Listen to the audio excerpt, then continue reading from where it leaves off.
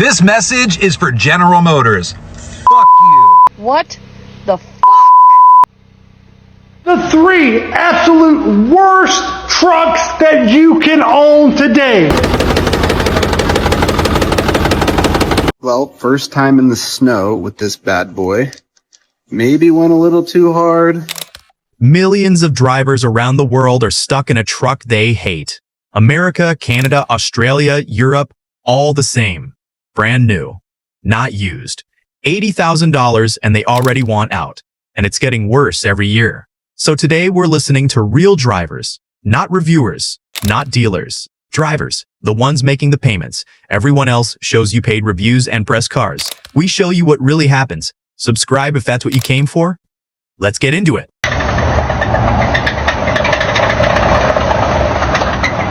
This message is for General Motors. Fuck you. In 2026, you guys can't make a good, reliable pickup truck anymore. All my life as a kid through the 90s and early 2000s, it was always about that 5.3 liter, baby. It was notorious for just being an amazing freaking machine. And nowadays, you guys can't make shit. From like 2017 onwards to 2024, all your transmissions are hot dog shit water. All your torque converters are dog shit. All of your lifters are dog shit. Your engines in general are just straight up dog shit. The 5.3 liter is straight up dog shit now. Like, what happened? I went to a dealership and got 2 of your Silverados back to back with blown out transmissions. I'm talking both transmissions completely gone in trucks that had under 60,000 miles. Walked straight back in that dealership, told them put my ass in a Dodge. I don't know if Dodge can make vehicles, I guess we'll find out, but I know for sure your asses can't. Most piece of shit trucks known to man in the United States. Do not buy a Chevy, do not buy a GM. I've got a big problem. Just bought this truck, 2022. Had it for a month, and yeah, 3,300 miles. If I keep doing that, it's going to be 36,000 miles in a year. Why go buy something new and reliable when you can buy something like this? Instead, just go buy a Facebook Marketplace special. This thing costs about $6,000. 16 years old. It's a 1500. It has a V8. Sure, yeah, you can go and buy newer trucks and buy something that's brand new with warranty off the lot. Sure, you could do that. Spend anywhere from $40,000 to $80,000. Or you can just buy something like this. This is my 2010 4th gen Dodge Ram.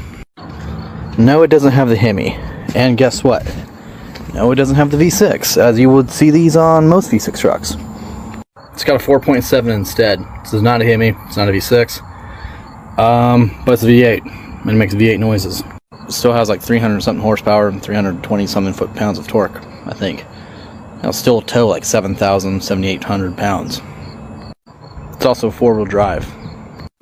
Yeah, sure thing. It's 16 years old. It's a 16-year-old truck.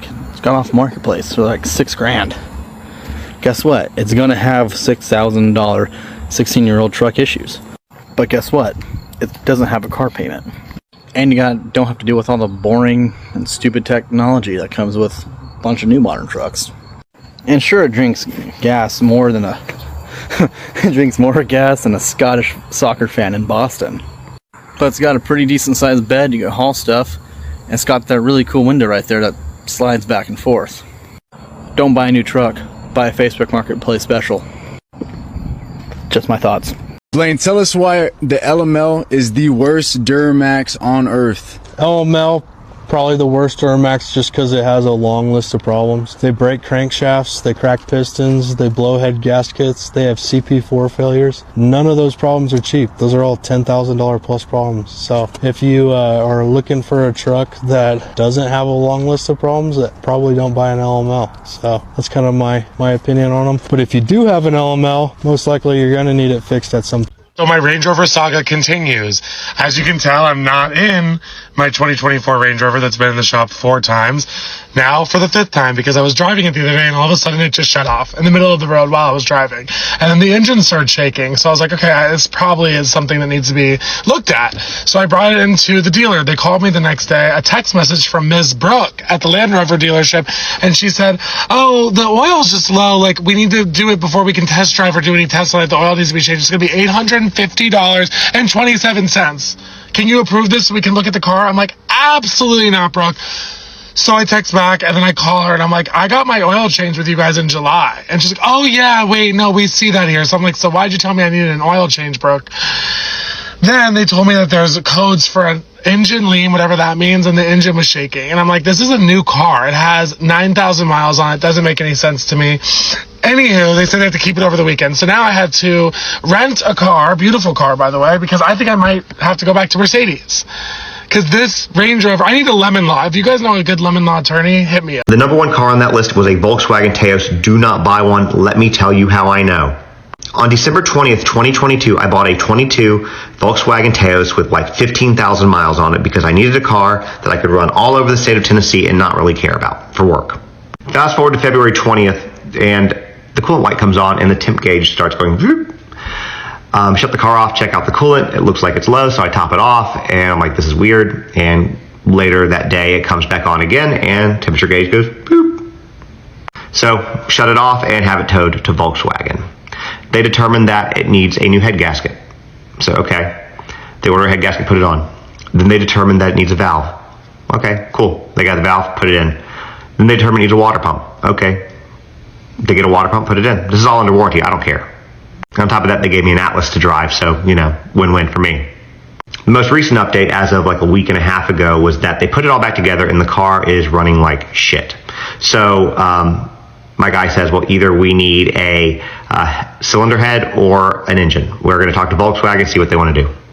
Volkswagen apparently says, let's try a cylinder head first. We're going to do that. Except there are no cylinder heads in stock. There are none on their way from Germany. There are none anywhere, and there is no lead time as to when they might exist. I was told that it could literally be a year or more.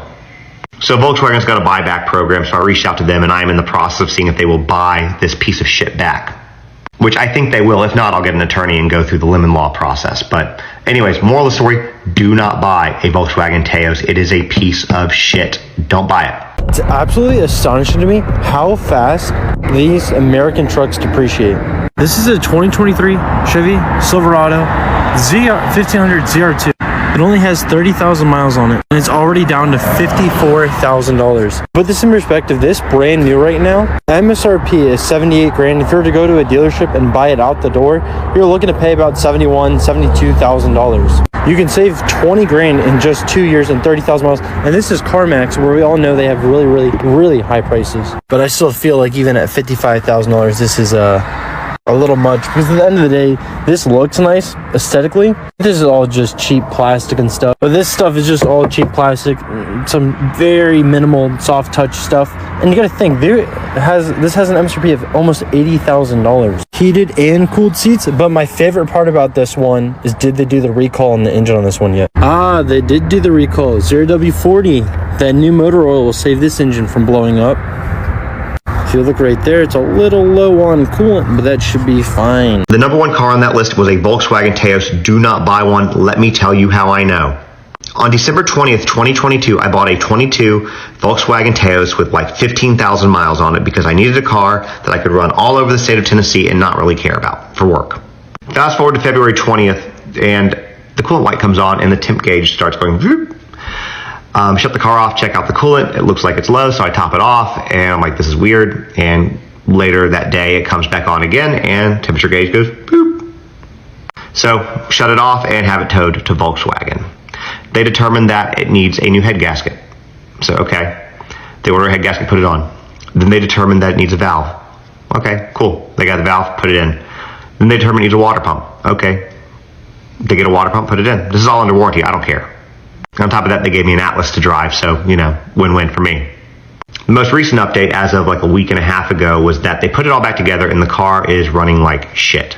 So, My guy says, well, either we need a cylinder head or an engine. We're going to talk to Volkswagen, see what they want to do. Volkswagen apparently says, let's try cylinder head first. We're going to do that, except there are no cylinder heads in stock. There are none on their way from Germany. There are none anywhere, and there is no lead time as to when they might exist. I was told that it could literally be a year or more.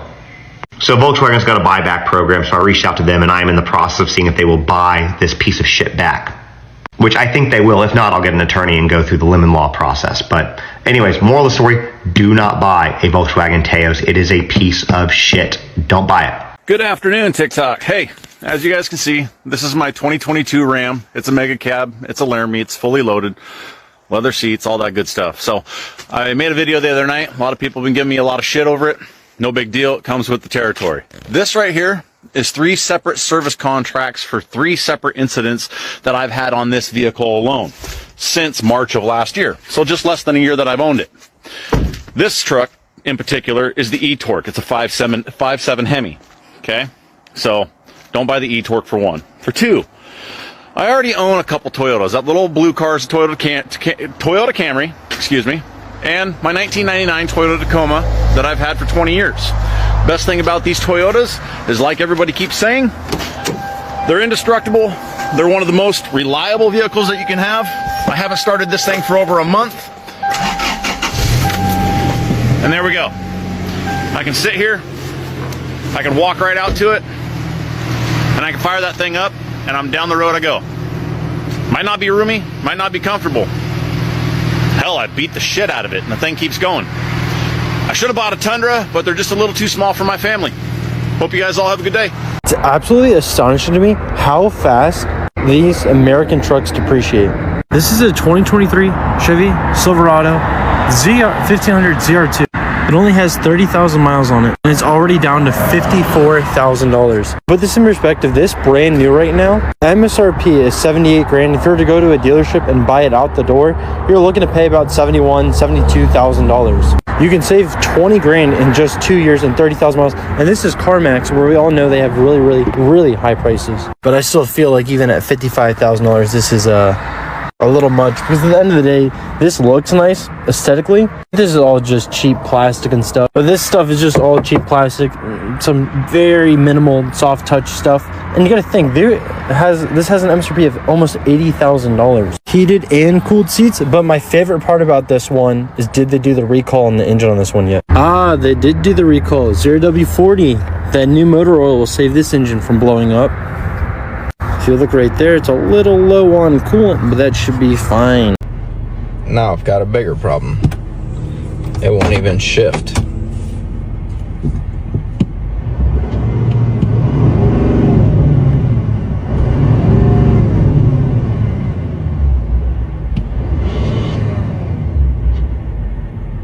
Picking up my electric truck today. I had a bad module in the rear end. Everybody's wondering what was going on with that, so hopefully that fixes it.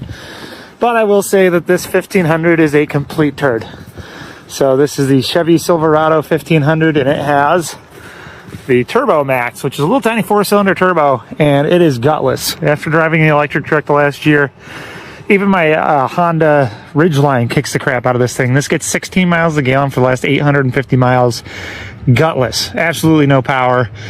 Interior is mediocre. The heated seats and heated steering wheels, nice features, but this is an LT. It's pretty loaded for what it is, but this is a $45,000+ truck, and it's gutless. You couldn't tow with this even if you wanted to with the little Turbo Max. This is a nice feature here. You know, soft close up and down. They rhino lined the tailgate portion, but they didn't do the bed. I don't know. In general, it's been an okay truck, but for how crappy the fuel economy is on it, I wouldn't suggest it. I'd go get another Ridgeline in a heartbeat. Probably not a Chevy electric truck again, but it's definitely got way more ass than this thing, and it's way more comfortable to drive, and it gets better economy in general. But yeah, this is not impressive at all. Buy a fucking Chevy, they said. It's a great car, they said.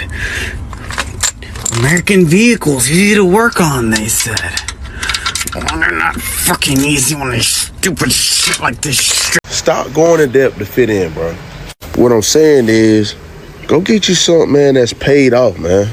You can make a 90 or 05 or a 2010 look just as good as the man that's got a $800 $700, $500 truck payment.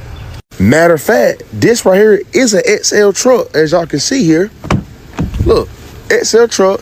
You ain't gonna know it though, because I went and put a platinum sign on it. And at the end of the day, it's paid off, and I look just as good as the platinum boys. More of the story is, man, live comfortable, bro. Get you something paid off. And I'm not saying nothing wrong with truck payments. If you can afford to do that, but man, if you can get you something paid off, go get you something paid off, man. And at the end of the day, you can look just as good as the man with that $800 truck payment. What are you getting mad at me for now? Because you bought this stupid ass truck and turn the camera over there. Over there.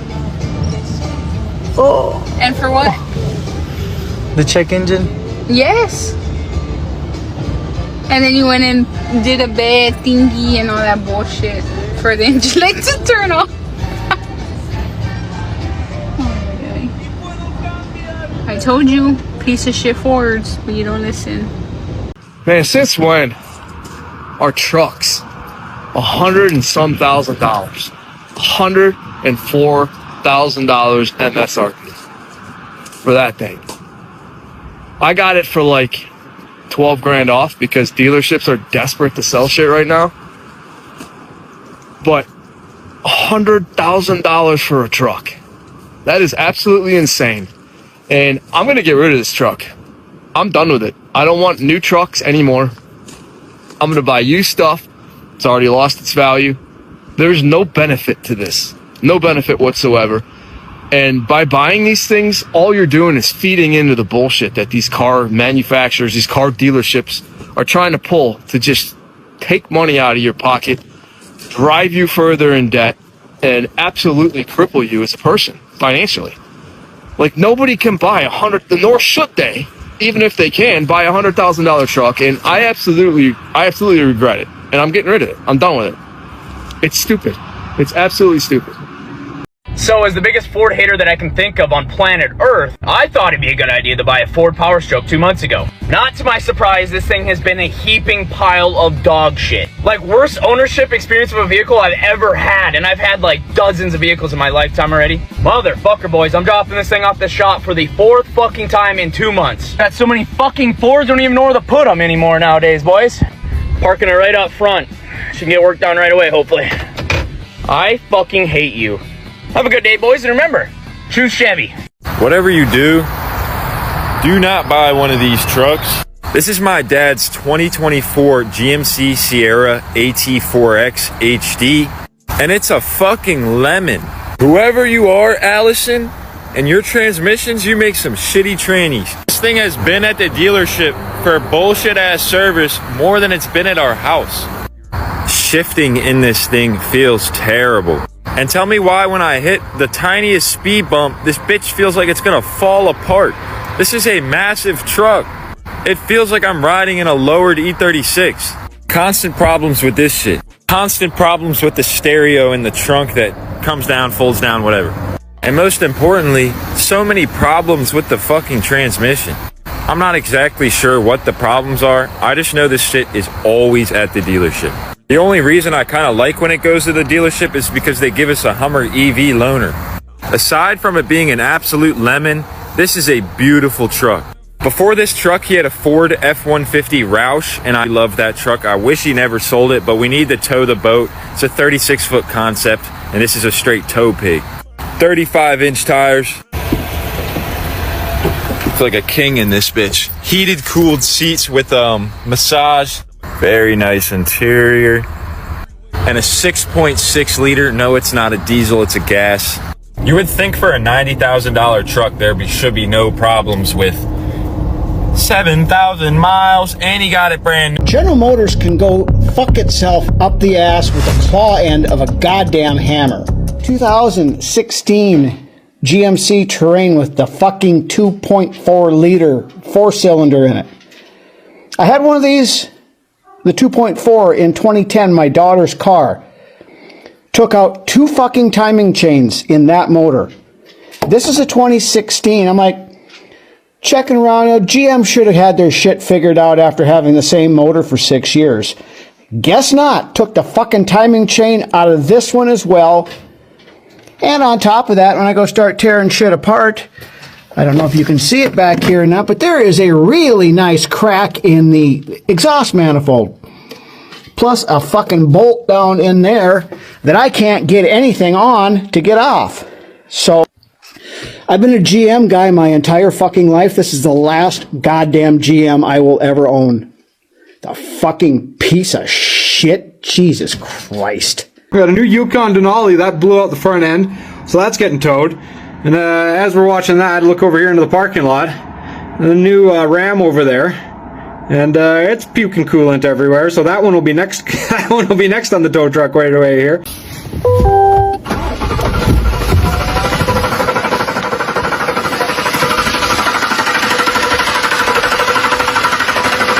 Take it and drive it. It should be fine. We've had this fucking truck in the shop twice in the last 2 weeks driving fucking courtesy vehicles. No, it's fine. Just take it home. You're good.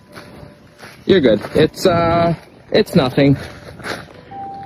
May a long weekend trying to take the kids on a trip. This is what you get when you buy a fucking Chevy. Good afternoon, TikTok. Hey, as you guys can see, this is my 2022 Ram. It's a mega cab. It's a Laramie. It's fully loaded.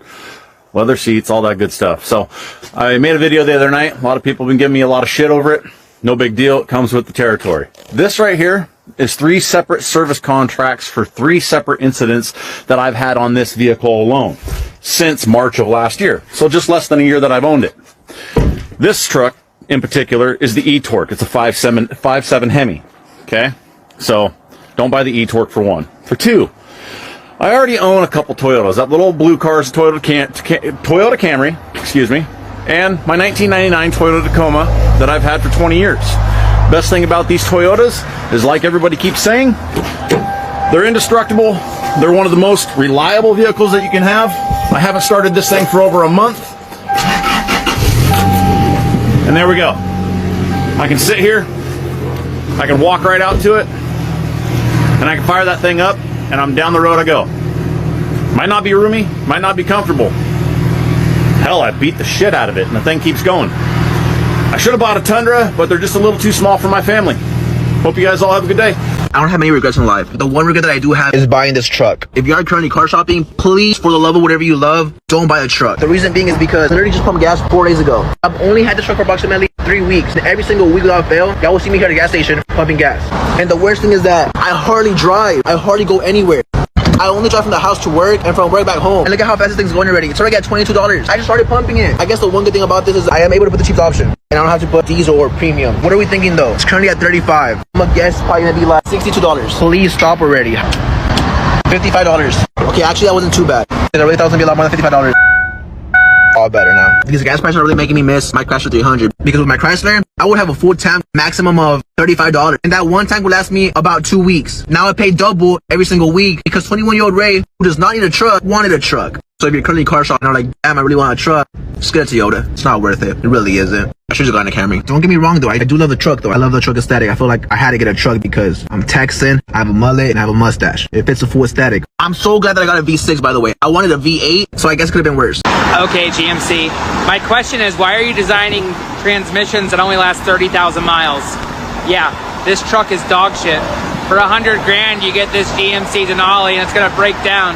Just a heads up to everyone else that are buying these pieces of garbage. Truck is a towing monster, but it is a digital dud. I'm gonna post this video and just check it out. I mean, check this out. The truck was glitching like this for pretty much 2 days straight. The blinker was blinking weird, and I could not go through the dash while it was doing this. I'm not going to sit here and play stupid. I know these trucks have issues with the screens. I have a 2024 2500, and the truck before this one, my mega cab before this, was always having issues. But it glitching like this, I will say, is a first, and the blinker doing the weird thing, I would say, is a first. Once again, the screen is cool from afar, or I think Apple CarPlay, it's cool because you really have like a whole iPad. And honestly, I like the digital dash right here too, to display my maps, all of that stuff. Which, you know, that brings me over to, if you have the passenger screen, you know, comment below how has that been for you? Any issues with it or anything like that? Because like I said before, in my other truck, even these outlets down here wouldn't work sometimes if it was like too hot or whatever it is. So I don't know. It's really interesting. But the dash glitching the way it did was one of the times where it actually affected me if I was towing, because I could not change through the dash at all. It's done that one other time on my older truck. It just froze on a screen. And even if you turn it off, turn it back on, it'll still do it. It's very annoying sometimes. Man, we in a fucking F-250 Platy. Got the big screen, the digital dash. And I don't know, it just don't feel right. Fucking, it don't feel raw, it don't feel gangster. I don't like it. I'd rather be in an 06 5.9 3rd gen Cummins all fucking day. Don't get me wrong, it's comfortable, but this isn't a fucking truck. This is for pussies.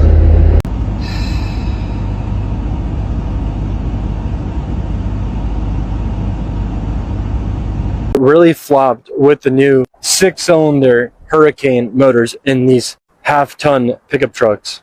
They're just not selling, and even now used, this one's at CarMax, you can get these things almost $20,000 off their MSRP. $20,000 off brand new off their MSRP. And CarMax is sitting on them so long that they even have to slash their price. I know it's only like $1,000, but they're still slashing the price on these. And yes, this Hurricane motor outperforms the Hemi night and day when it comes to just straight up performance. But do you trust Stellantis on their build quality to make this thing actually last? There's no longer a dipstick on this engine. Look at this, no dipstick. You have to go in the computer on the screen to check your oil level on a truck now. This isn't a BMW, this isn't a Mercedes, this isn't a Porsche. This is a Ram truck. This is a truck. Someone's gonna work out of this thing. I know it's a Rebel, but still, someone's going to work out of these trucks. And you don't even have a dipstick to check the oil. You got to rely on Stellantis quality for that computer to tell you how much oil is in it. And if you join one of the forums, you'll see all the time all the issues these things have been having. It's great on paper, but in reality, these things just aren't what they're supposed to be. So I bought a brand new TRX. The MSRP is almost $26,000. It's got less than 2,000 miles on it, and we discovered a coolant leak. We got out of the truck, you could smell coolant. I'm currently on hold with the dealer, and they're telling me that typically under Dodge's warranty, they don't provide a rent-a-car. So keep that in mind. Generation Toyota Tacomas are not holding value like the old ones are. This is a 2020 Tacoma SR with 26,000 miles, $28,000. And now here's a 4-year-old Toyota Tacoma, 17,000 miles, $34,000. Just because it's newer does not mean it's better. And the funniest part to me is this new 4-cylinder has the same horsepower basically as the old 6-cylinder, and they get about the same gas mileage. So there's no real advantage with the new 4-cylinder over the old 6-cylinder, except you know the reliability with this 6-cylinder, and we don't know about the reliability with this new 4-cylinder. And one of the worst things Toyota did is now the extended cab, this does not open up anymore, and there's no longer back seats in the extended cabs. That's absolutely wild, and the door doesn't open. Like, we went backwards in innovation. Now, I will say the interior does look updated, right? Like, it looks updated, but does that mean it's really any better? Like, the steering wheels are almost identical. And this, to me, actually just looks like it's more seamless. Like, everything goes together, where the new one is just like, oh gosh, we got to put a screen here. Here we go. Because this doesn't sit anywhere into the dash. It's just plopped up on there like every new car, which I think just does not look good. But that, to me, is why didn't they just make this a single cab? Why do you have to get this weird half cab where you don't get a door and you don't get any back seats? Here you go, man.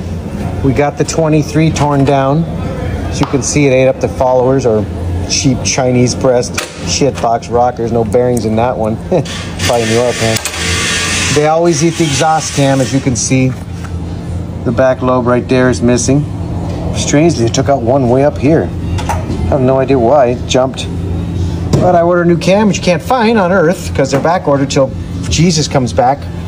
But luckily for me, I have connections, and I found 2 exhaust cams for a 23 2.7 turbo. So I'm gonna go get the camshaft and try to put this fucking big complete pile of dog fuck back together. It's a nice job, man. You spend 3 hours wrapping these wires just to get inside of this shit. What a shitty design. Who the fuck would make a motor like this? I don't know.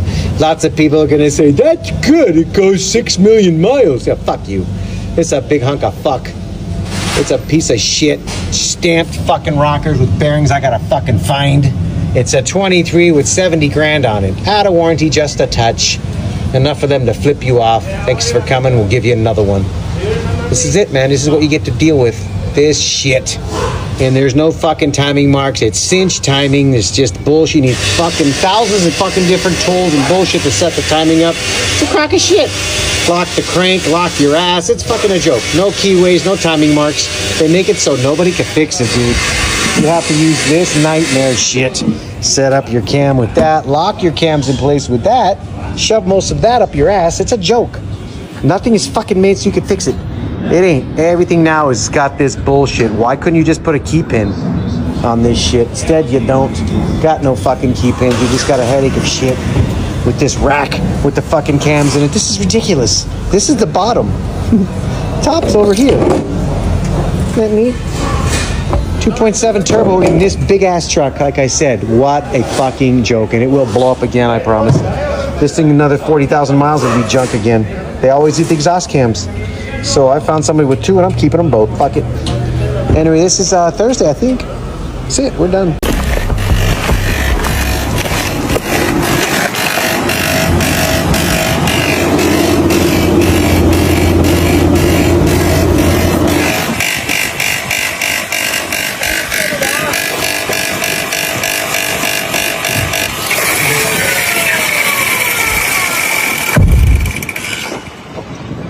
Weird.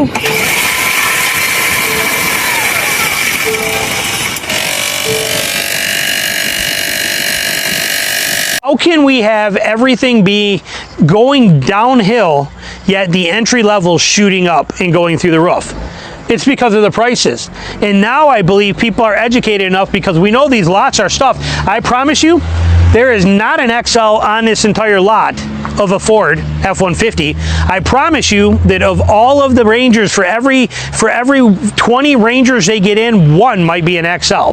So we know that, but yet these sales, the price or the sales of them, the entry level models are going up. People are either hunting them down or they're ordering them. They are learning from the stuff that we're teaching and that we're doing on here and that we talk about all the time, realizing that they don't have to pick by the forced compliance of what a dealer's greed puts on a lot, okay, which is what a lot of it is. Again, of every F-150 on this lot, if we were to pop off of here and just take a peek, it hasn't changed much since last time we were here, but of every F-150, as we go down here and we look at every one of them, I bet the average price of F-150s on this entire lot is $75,000 as the average. That's how ridiculous this is. Yet you can get an XL or even an STX. You can get an STX for mid-40s, almost half the price. You can get this truck in an STX, which arguably, in my opinion, looks better, but you can get it for half the price of this truck. Get into the Super Duties. Here's a beautiful Super Duty Tremor. Just got here, 2026 Tremor. It is gorgeous, but again, they're only going to give it to us. They only get a few Tremors. Notice we're not seeing any gas XLT Tremors on this lot anywhere. No, of course not. If they're getting a Tremor, they're getting it with the Cummins and they're getting it in a Platinum and they're doing it upright and it's got the high output and, well, beautiful truck. But what are we talking about here? Oh, it's only $102,000. That's all. Right there, you can see it's only 102 grand. Only. But you can buy this truck for half the price, even in a Tremor, by going to an XLT trim with the 7.3 gasser, and you can literally cut that price in half almost. You can get it for like $66,000, $68,000, $69,000. It is a huge difference. And now for 2027, you can get that in an XL 35 XL, or you can get it in an XL off-road 35 package, which is going to be basically this truck in an XLT, or I mean in an XL trim, but it'll be this package right there. Same exact thing, including the tours in front end. Win-win all the way around. So people are demanding and proving that your lot stuffing isn't working. They're not buying it. Sales are down 10% all across Ford. They're like, no, we're done. We're not paying these prices. But we're going to go hunt down the entry levels versions of your trucks because we still want a Ford, but we don't want your expensive crap you're jamming on the lots. We're going to go hunt down and find the ones that are more affordable. I love it. I straight up love it. Send the message is what people are doing, and hopefully Ford someday learns it, like what Ram had to deal with when Tavares was in there and played those games with Ram and Jeep and how bad it hurt them. Hopefully Harley gets the message a little quicker. This thing rides like crap. And it's not just this one. Guys, I've had the Laramie, limited Longhorn, whatever. I've had almost every different version of this. I've had the TRX as well. I did buy a TRX. I've had a couple Power Wagons. And the Power Wagons, while they're more beefy looking, at the end of the day, the Power Wagons and these 3/4 ton and up trucks, they're horrible. I mean, you bounce all over the place when you're riding in these things. It's not a comfortable ride. They're not made to be comfortable. They're made for work. These things are made for hauling. And unfortunately, or maybe fortunately at this point, I'm not really doing much of that anymore. I've got a giant car trailer, 24-footer that weighs over 4,000 pounds. I bought it so I could haul cars and trucks, and I just don't do it anymore. And because of that, I really stopped driving it, because it just doesn't make a lot of sense to be driving something this big, something this horrible on fuel economy, and something that quite honestly just is not something comfortable to drive. I don't enjoy it. So I decided it's time. We're going to trade it in on another truck. I'm going to save that till the end, or maybe I'll throw a teaser in the thumbnail. I don't know. This has the high output Cummins. All right, this thing for a tradesman, seriously loaded. Forgive me, the truck is filthy, but you get the big screen. I mean, we got the whole screen. You got the tow package. We've got 4-wheel drive, neutral. I mean, I told you, adaptive cruise control. Are you kidding me? In a tradesman, we have the sliding rear window as well. If you turn around there, look at this. It does not have leather. It does not have heated and cooled seats. I mean, it doesn't have any of the other amenities that most people are looking for in a luxury truck. But for a work truck, man, this thing's pretty specced out. You've got your trailer brake, tow haul mode. You've got your parking sensors, front and rear. And the stereo system in this thing's absolutely phenomenal. Let's pop the hood. My wife's birthday, and we're supposed to be going camping right now, and on the way home to drop off the truck, the motor decided to leave the chat. All right, so this truck is why we don't deal with salvage titles at Lauer Auto. We don't want to fix them. We certainly don't ever want to sell them. Customer just dropped this off. He said he just bought it from a rebuilder who picked it up, fixed it, sold it for profit. He wants to see if there's anything it needs, and he got taken to the cleaners. So let's start in the cab. We hooked it up to our scanner, and the result is that we got more faults than we do no faults. Almost, 3/4 of these modules have codes in them, including a whole bunch of them in the restraint control module, which is your airbags. So then led us over to here. That is where the airbag light is supposed to be, and I have a feeling that it was taken out or knocked out because it's an LED. But every airbag in this truck is gone. This is where the side curtain airbags would be. They just cut them off, threw them back in here. This is the side of the seat airbag. They just stitched it back up. This is the driver's airbag. This has been leathered over. You can't see where it says SRS or horn anymore, and that Ford logo is just glued on top. Not a single airbag in this truck. Also doesn't have any sensors for radar cruise control or any of the sensors that would be up in the front bumper anymore. So, same story again. No airbags up top there. And then this is the seam here for the cab, and that's where they just riveted a bunch of it back together. But here's the big kicker. Up in the engine bay, this is your main PCM engine computer harness. That has a door here that keeps it all from going. This one next to it, whenever you want to, driving down the road, it can pop off. Also, for unknown reasons, there's a handful of wires down here that are now connected to this red wire that goes off into who knows where. They've been bypassed for whatever reason. And this was sold to him like this. So we've got many, many faults on the dash. We have every airbag, every module going with that needs replaced. We told him you'd be spending the better part of $10,000 or more to fix this thing up right. That spooked the crap out of him, understandably. And this is why you don't mess with salvage title trucks. You can't fix them right and sell them at profit. I'll tell you why the idea of automatic transmission fluid that you never have to change is a cruel joke. Many manufacturers are now saying their automatic transmission fluid is a lifetime fluid that you never have to change. Now over time, all fluids will get dirty and degrade. So what do they mean by a lifetime fluid? So I asked an auto engineer, what do you mean by lifetime fluid? He says, well, the fluid is good for the lifetime of the transmission. So I said, what's your warranty on your automatic transmissions? He said 60,000 miles. So if they break after 60,000 miles, guess who pays for a new transmission? You! And to make matters worse, many cars with automatic transmissions don't have dipsticks anymore. But it's not that hard to learn how to drain it out and pump it back in and change it yourself. So realize your definition of lifetime is probably a lot different than what the engineers have in mind. This is for anybody who is looking to buy the new Kia Carnival, the 2025. So far, what I've found out, it looks like it's every Kia Carnival for 2025. We have the Prestige model. Do not buy it. See, I just bought this car on June 9th and the battery has died 3 times.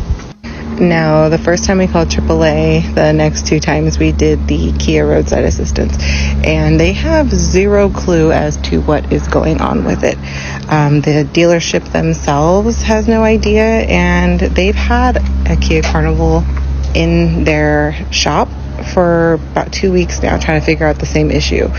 So they are pretty clueless on how to fix it. They thought they fixed it and did a test drive, came back, thought it was all good, and it died again within an hour. So tomorrow I'm going to take it and they're going to give me a rental in the meantime. But who knows what is going on with this car. I'm going to assume it's a lemon, and hopefully I will get another car in return, but I guess we'll see.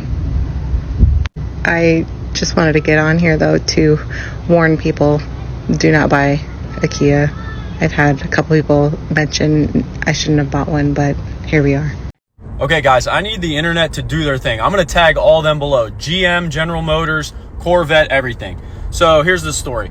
I have a 2023 Chevy Corvette. I bought it brand new, customized, everything. This thing has been nothing but problems since I've got it. It has constant recalls. It had an injector go bad. It was a transmission. It's been sitting at the dealership for 6 months. Little to no communication. I'm making payments. I'm doing insurance, and I'm actually passing there right now. Yep, still out there. And it's outside. This is crazy. So at this point, I need, if you know, a lawyer, whatever, I need something to get done. I was expecting a new car. I'm going to fight with GM for whatever I can get, because this is terrible, absolute terrible customer service. So many problems. It's every time I take it in there, it's in there for at least a month. Every time. It's crazy. Less than 36,000 miles, driven at legal speeds, and unloaded. Okay, even with trucks. All right, so you can't, if you're towing, they'll accept more oil burn than this. If you're hauling, they'll accept more oil burn than this. This rate does not apply to vehicles that are driven in an aggressive manner at high RPMs, high speeds, or in a loaded condition. Oil consumption for vehicles driven under these conditions will be more. I'm sorry, that's unacceptable in my opinion. They need to show this to everyone that's buying a GM. All right, everyone that's buying this particular motor, they need to show this piece of paper to. They will never do that, of course. But yeah, we had the oil consumption test done. It passed. There it is. It passed. It burned. It was a quarter quart low at 1,000 miles. It was a half quart low at 2,000 miles. At 5,000 miles, it's no longer registering on the dipstick. That's my problem. We're supposed to be only 63% into this oil change, and now we have no oil in the crankcase, or at least it's not registering on the dipstick. So that's our main issue. Our second issue, we have a running board. I'll show you a video right here of exactly what's going on.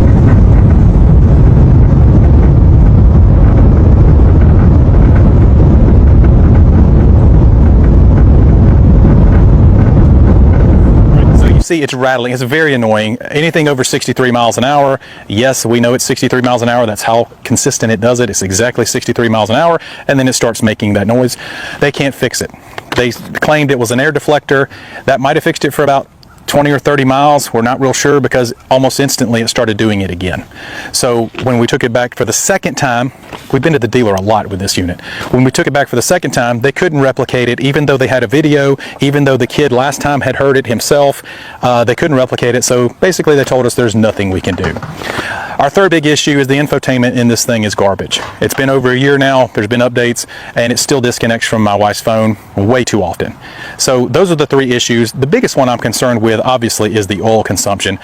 I've asked them, is there a preventative measure we can do here? The answers I get is no, there's nothing you can do. So my thought was, okay, well, if it blows up, then at least it's under warranty. Nope, not so fast. If I don't keep oil in it, if I don't keep adding oil in between oil changes to a $100,000 freaking vehicle, that's on me for not maintaining it. Even though I would still be on the, I generally, you know, there's two things that happens here. The oil light comes on and it says, hey, schedule service soon, okay? When we see that light, we schedule service. We don't wait until the next light that says oil change required. We don't even wait till that, all right? So we're diligent about maintenance. And now, in between those maintenance schedule, I have to add oil to this thing. And they think that's okay. It's okay for me to have to add oil to one of their flagship models every, at this point, I would probably have to be doing it every 2,500 to 3,000 miles. Now, here's another thing. We posted a video, a short on this. A whole bunch of people watched it. Over 100,000 people watched that video. A lot of folks in the comments are saying, well, that's what you get. You need to be changing your oil every 3,000 miles. Do what? It's 2025, guys. This ain't 1950. If you're telling me that the best they can do, they've been building cars for, I think, 116 years. The best they can do is 3,000 miles between oil changes. Look over here. Hey guys, do you own a 2025 Chevrolet Traverse like me? Oh, you don't? Well, here's reasons why not to buy one, okay? Alright guys, so I'm gonna show you reason number one why you should not buy this vehicle. Check this out. Check the odometer, please. Zoom in on that. Alright, so we have 16,986 miles. Come with me so I can show you what we have to do so our car doesn't die while being parked. Okay, so first you pop the hood. Mind you, we're in a town 20 miles away at a restaurant. This is so embarrassing. All right, we paid probably, I'm not gonna lie, around $60,000 for this nice car. It also doesn't come with one of these, which it should, okay? So come on over here. You see this thing right here? This is called a terminal. What we have to do every day, inconveniently, is undo this and pull off the terminal from the battery, okay? Check it out. See that? That will cause your vehicle not to die. And now, when you do it, you're done doing that, voila. But here's a hidden feature right here. By you doing that, everybody has access to your car. Hey everybody, I just want to try to get this out, maybe get some help or let other people know on it, or maybe get some feedback. I bought a 2023 GMC Canyon brand new, and for the last 5-6 months, I've had nothing but trouble with. It's mainly the radio I have an issue with. You start the truck up, 10-15 seconds later, the radio station goes out. You got to keep hitting the station to get it to come on, and it works fine. Some days it works great. Sometimes, 2 or 3 days it would work good. Other times the same old thing. I had other issues with it, with that automatic braking system where it would just lock the brakes up, when you're going down the road. So I've taken it back up. I've had it up there 4 times between radio issues, getting that anti-lock working. I had a recall for the airbag, recall for some kind of fuel system. First time I took it up, they tried to put a new program in it. Truck shut off, would not start. They had to give me a loaner. Call it back, said it's fixed, go back up, pick it up, still had the same trouble, took it back up. Finally, they was like, hey, you need a radio, no brainer. Dropped it back off, they gave me a loaner. They had it for almost 30 days, trying to get it fixed, trying to get a radio in, or into the system. They put 3 different radios in it. Still had the trouble with it. They had to get a field engineer from GM to try to come and straighten it out or get to talk to the programming, whatever. No, they said, hey, it's fixed. Pick it back up. It's still not fixed. We go out, work a couple days, then we go out. Took it back up. It gave me another loaner. Had 3 or 4 days. Oh yeah, we fixed it. We put some radio buttons in it or whatever, controls. Pick it back up. I go in the parking lot, start the truck up. The radio wouldn't come on. It went on, went back off. Got a service guy come over there, and he's going, "Wow! I mean, so we've read so many ROs on these radios. It's ridiculous." And I have constantly, in the meantime, I've been telling GM, I need another truck or another radio or my money back. And they're going, no, we don't do that with like a radio. Mechanical maybe, but they just plain out refuse to take care of me. They said, oh, we'll give you some GM points, which ain't going to do me any good.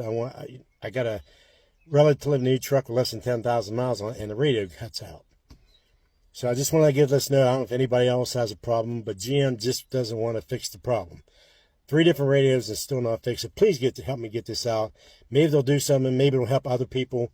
Thanks, everybody. Have a good day. Thanks. Take care. My truck might look really nice and expensive, but I'm here to tell you it's the biggest piece of shit I've ever owned in my life. And also the most expensive, funny enough. It's just a warning to all those women and men that want to buy like the Denali's and the Suburbans and everything else. They have the same transmission as my truck. This is a 2019 GMC Sierra Texas Edition. Transmission went out at 80,000 miles. Hey, was past my warranty, so that's cool. Fast forward, we're now at 91,000 miles, and it's going out again. It means in the last 6 months, by the time I go take it to the shop to get like diagnosed and have to go through the whole process of getting a new transmission again, I will have replaced the transmission twice. Explain this to me, GMC. How are you going to charge people this much money and you have not done anything to your powertrain in years? And statistically, people are going through transmissions left and right. Want to talk about a money racket?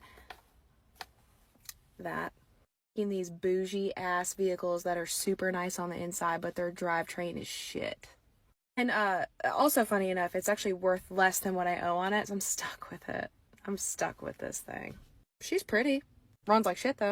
So that's 100 people, all saying the same thing. Different trucks, different states, same regret. And here's the scary part. None of this is getting better. Prices are still going up, repairs are still taking months, and the loans are still getting longer. So before you sign anything, ask yourself one question. Not, can I afford the payment? But can I afford this truck for the next 8 years?